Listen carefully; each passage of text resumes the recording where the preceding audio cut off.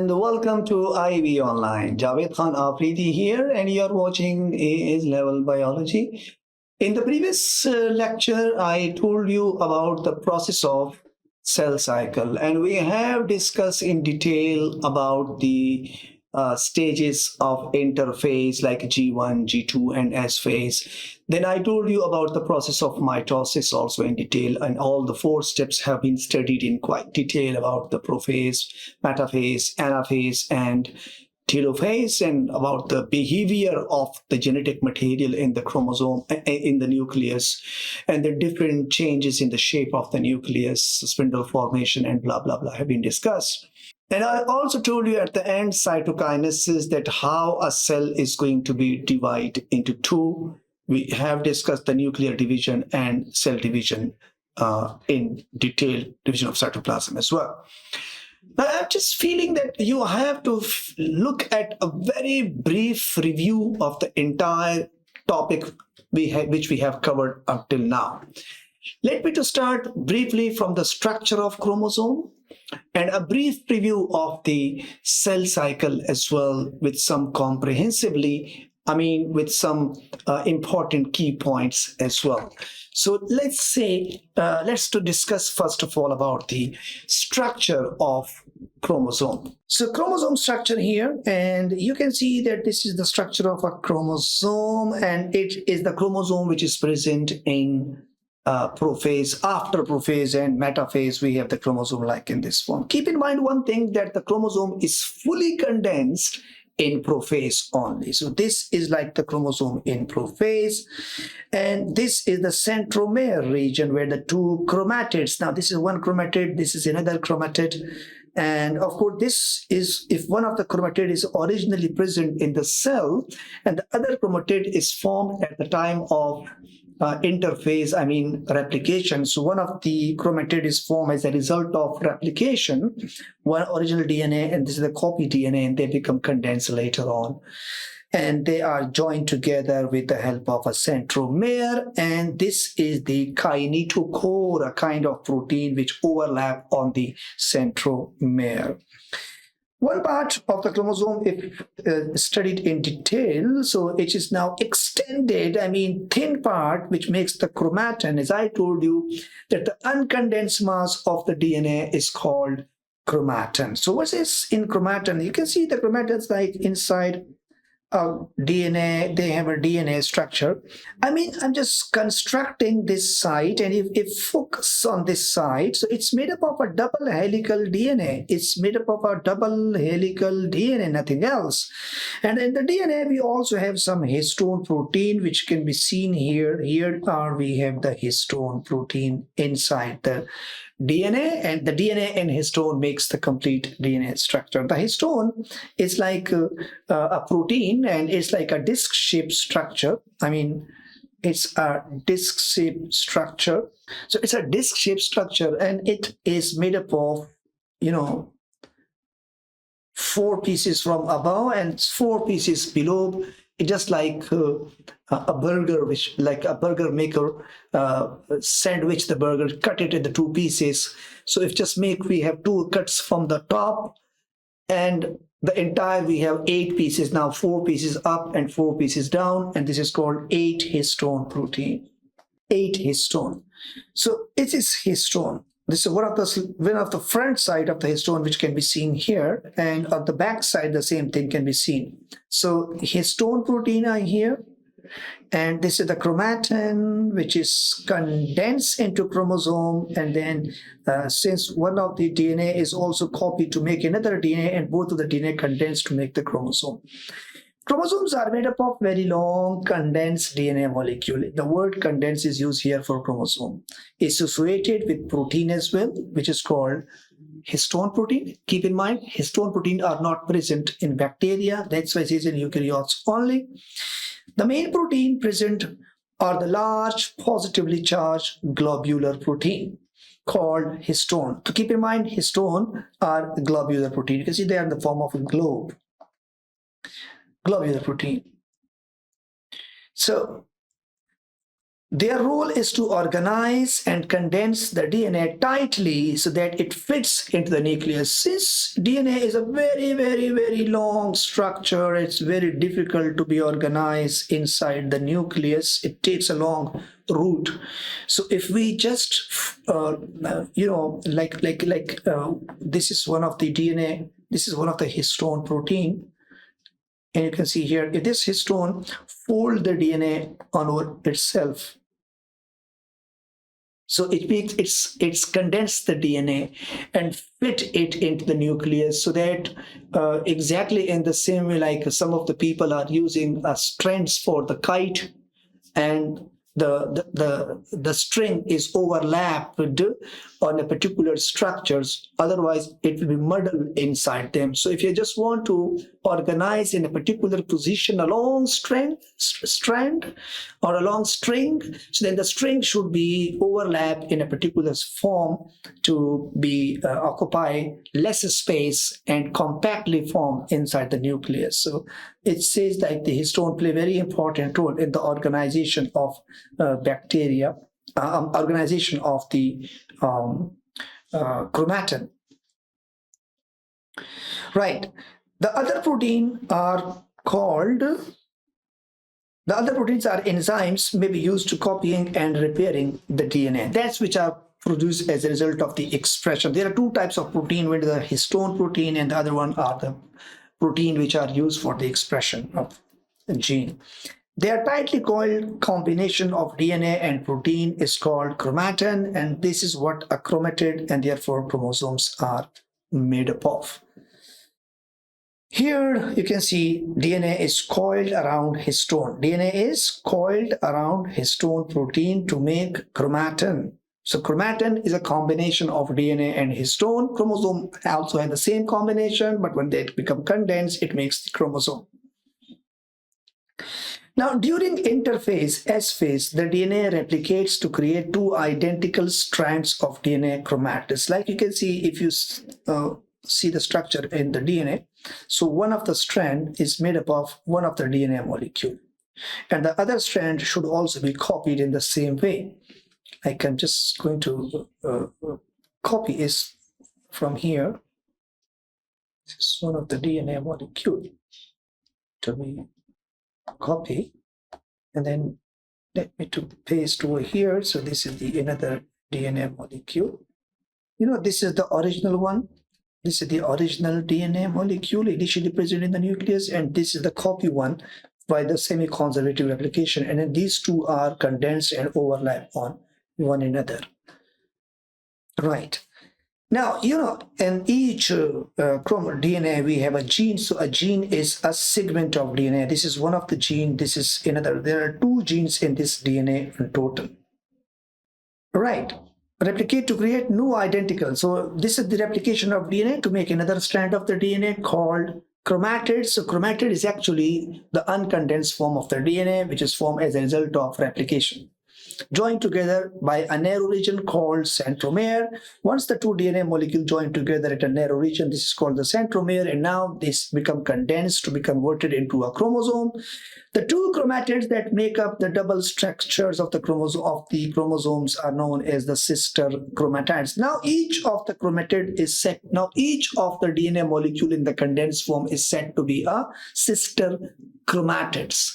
But initially it was a chromosome if it were in the condensed form. It is important that the sister chromatids are identical, contain the same genes, because this is key to cell division, as one chromatid goes into one daughter cell and one goes into other daughter cell during mitosis. Why it's duplicated? Because once the DNA is going to be divided in mitosis, so one of the chromatid will move into one nucleus and the other chromatid into the other nucleus, as you have seen in interphase and telophase, and then the nuclear membrane form and two nuclei with same genetical material have been formed.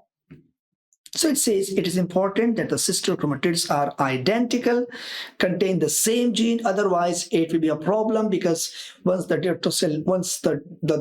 parent cell have been divided into two, then the two cells will not be identical, and maybe the immune system trigger an immune response to Similarly, there is also a series of genes on, and gene is also a segment of DNA. So you can see here it's the same thing. It says that each chromatid is made up of a very long condensed DNA molecule, which is made up of a series of genes.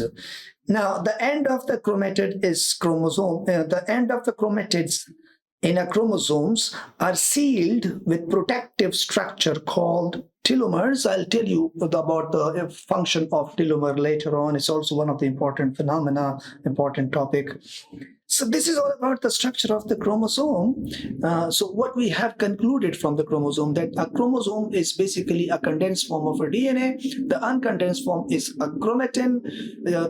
Chemically both are the same thing because both are made up of the DNA and histone proteins. However, the difference is that the chromosome is the condensed form, and it has the centromere where they are bind together, and each chromosome made up of 2 DNA molecule, and each partner of the chromosome is called a sister chromatid. Now, this is the structures you can see again here. This is the condensed. This is the DNA, and the DNA part shows the quite uncondensed form, like the histone protein can be seen here. And you can see this is the DNA only without histone. And this is the same DNA remain continue, but they can also be seen with some of the histone proteins. So some of the part of the DNA has been magnified. This is chromosomes after mitosis, and this is the chromosomes during mitosis. And once the chromosome is in the mitosis, each of the chromosomes contain 2 DNA molecule, but after mitosis, each chromosomes contain 1 DNA molecule. And during mitosis, the chromosome have 2 chromatids, which are genetically exactly identical. If you see only 1 chromatid, so it's the uncondensed DNA, and then it has the histone protein as well. Now, this is the interphase state, which the DNA is replicated. So before mitosis, each DNA is like this one, but after interphase, it becomes duplicated. And here are the telomeres that we discuss later on. This is the centromere, and this is the pie chart of the cell cycle. M stands for mitosis, where all the steps taken place. The yellow part show the cytokinesis. And of course, this entire process is interphase, the longest phase, where is the G1 phase. The G1 is one of the longest phase here. And then the G2 phase can be here, and the S phase, somewhat the narrow phase. Let's also see the semi-conservative replication of DNA. And then we have also discussed about the cell cycle. You can see in the cell cycle, this is the M phase, this is interphase G1, S, and G2. Mitosis is a part of precisely controlled process known as the cell cycle. The cell cycle is regulated sequence of events that occur between one cell division and the next. So it's the time period between 2 cell cycles. The cell cycle has 3 phases: interphase, mitosis, and cytokinesis, as I told you. The length of the cell cycle is very variable depending on environmental condition, the cell type, and the organism. So it depends upon 3 important feature. It is variable from organism to organism. Some of the organisms divide very fast, some take longer time. Cell type, some of the cells in our body are quite rapidly dividing, and some of the cells take longer period of time in its division. And sometimes the environmental conditions, what kind of food we are taking, what kind of temperature outside we have, and sometimes some drugs can also stimulate the cell division. So for example, they have given example, onion root tip cells divide once every 20 hours. In the root tips, we have the cells which are dividing 20 in 20 hours. But this is a roughly one. But in human intestinal epithelial cell divide once every 10 hours. In our body, in the small intestine and epithelial cells, the cells are replaced after 10 hours. So it's been a bit much faster. The movement from one phase to another is triggered by a chemical signal called cyclin. Cyclin is one of the chemical which trigger the process of cell cycle. So cell cycle is totally controlled process. Initially, a signaling molecule called cyclin will be arrived, and it binds to a receptor which trigger the process of cell cycle. It is at some point during G1 phase, a signal is received telling the cell to divide again. So at G1 phase, actually the cell cycle the signal is received. The DNA in the nucleus replicates, resulting in each chromosome consisting of two identical sister chromatids. This phase of the interphase stage of the cell cycle is called the S phase. S stands for the synthesis of DNA. The S phase is relatively short. The gap between the previous cell cycle and the S phase is called the G1 phase and stands for the gaps, because the S phase, before the S phase we have the G phase, and the G phase starts after the cytokinesis, when the one cell completely divided and the next cell is going to be dividing. So then first the G1 phase and then the S phase. Cells makes the RNA, enzymes, and other proteins required for the growth during G1 phase. As I told you, in G1, expression of genes takes place to synthesize enzymes which are involved in the replication of DNA and some other structures. It takes a long route. Between the S phase and the next cell division event, the G2 phase. Now, since the G2, after G2, the nucleus is going to be divided and the cytoplasm will be divided. So it means after first cycle, now this is the second cycle, and now the gap between the S phase and till the end of or the start, before the start of the next cycle, we have the G2 phase. During the G2 phase, the cell continues to grow and the new DNA that has been synthesized is checked, and any error are usually repaired in the checkpoint, as I told you. Other preparations for the cell divisions are made. Production of tubulin, I already told you, which is used to make microtubule for the microtubule spindle. We say that interphase consists of three phases, G1, S, and G2. Nuclear division mitosis following interphase, referred to the M phase. M stands for mitosis, and cell growth stops during M phase. Cell growth stops. Once the M phase starts, of course, the doubling of the organelles and everything has been stopped, and now it's the time to divide all these things. Cytokinesis takes place immediately, M phase. Once the nucleus has divided into two genetically identical nuclei, telophase, the whole cell divides and one nucleus moves into each cell to create two genetically identical daughter cells. In animal cells, cytokinesis involves constriction of the cytoplasm between the two nuclei, and in plant cells, a new cell wall is formed, cell plate is formed. So this is all about the view of the previous lectures. We already have discussed about the cell cycle and the structure of chromosome to some extent, and now in the next video I'll tell you about the significance of mitosis, where mitosis takes place important role, and some types of potency in the cell, how many times the cell is going to be divided. So stay with us. See you in the next video.